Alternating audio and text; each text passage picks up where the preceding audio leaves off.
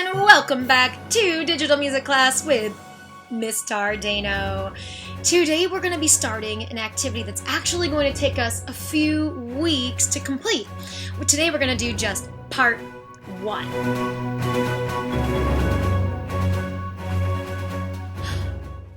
The Composer is Dead by Lemony Snicket. Now, you might recognize that author's name. Lemony Snicket is a very famous author, and he's probably the best known for his stories, The Series of Unfortunate Events. Same author, this time he's got a music story for us. In this music story, we're going to be introduced to the 4 families of instruments in the orchestra. We're going to be learning about the strings, the woodwinds, the brass, and the percussion family. Now, you might be sitting there going, but Miss Tardano, why is it going to take us 3 weeks to read this story? So, as you can see on the front cover, free CD inside, this story comes with music to go along with it. So, you're going to be watching this in 3 parts because this story is actually quite long. So, you're going to watch just part 1 today. Lemony Snicket is actually going to be your narrator, which is pretty cool. On this page, you're also going to find a Google form for you to fill out, and it's just going to have a couple quick questions for you to see what you learned about in part 1 today.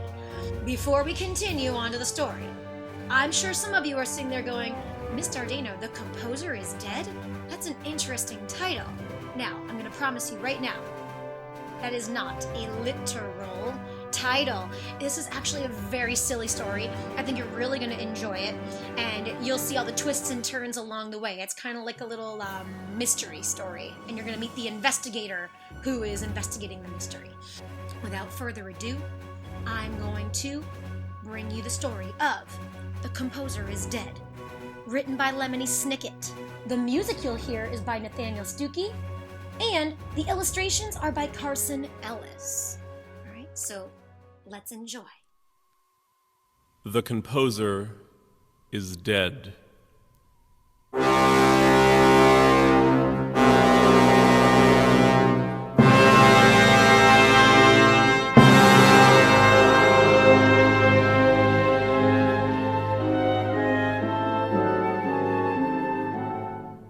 Composer is a word which here means a person who sits in a room, muttering and humming and figuring out what notes the orchestra is going to play. This is called composing.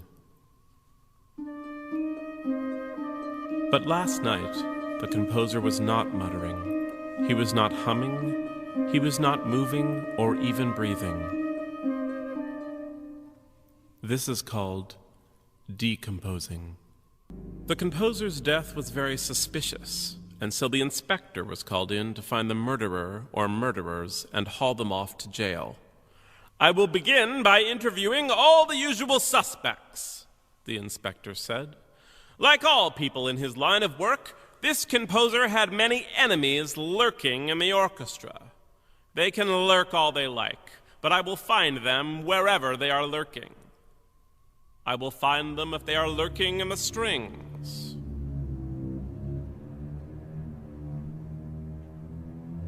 I will find them if they are lurking in the brass.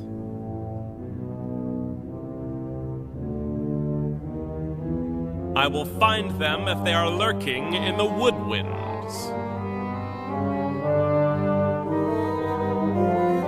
I will find them if they are lurking in the percussion section.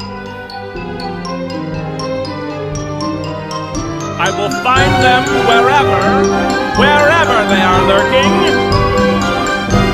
I will find them!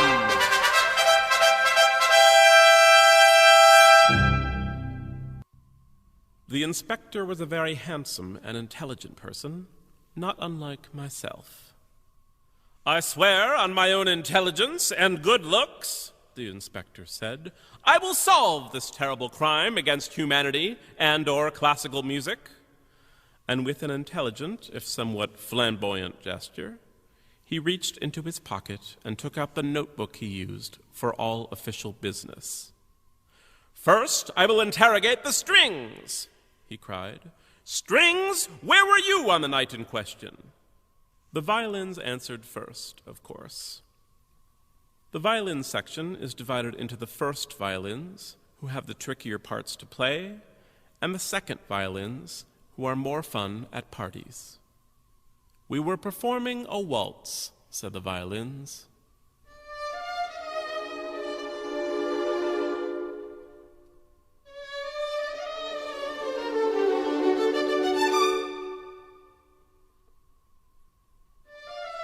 We played graceful melodies, so the ladies and gentlemen could spin around and around and around until they felt dizzy and somewhat nauseous.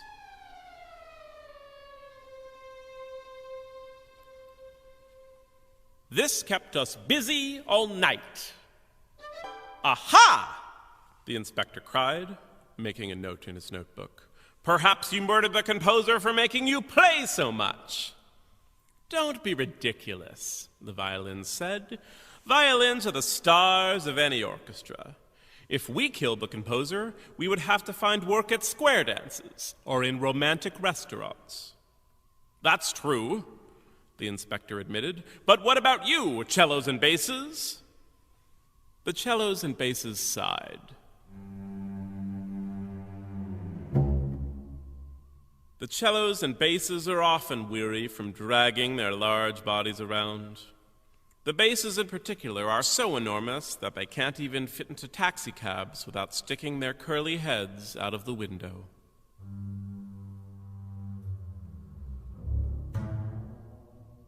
"We were providing accompaniment," they said.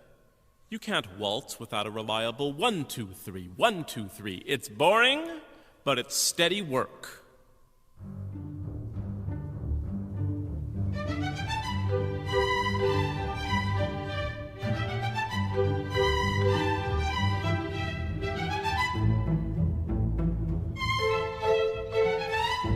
"Aha!" the inspector cried. "Perhaps you murdered the composer for giving you such boring things to play." "On the contrary," the cellos and basses said, "we don't feel the need to show off like certain stringed instruments we could mention."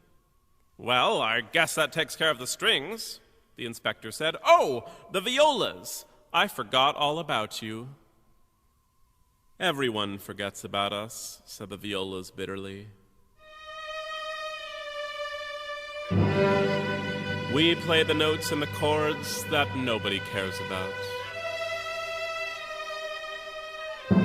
We play crucial countermelodies nobody hears. We often have to stay late after performances and stack up all of the chairs.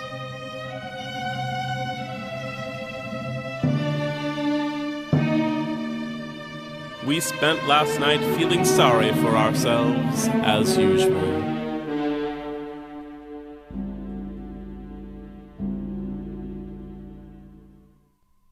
But we did notice that the concertmaster was acting strange. She was talking and laughing with the composer and carrying a suspicious black case. The concertmaster is the best violin player in the entire orchestra and is often accused of treachery. "I was talking with the composer about my cadenza," she said, using a word which here means fancy solo part. "I'd never murder someone who was giving me such an excellent opportunity to show off."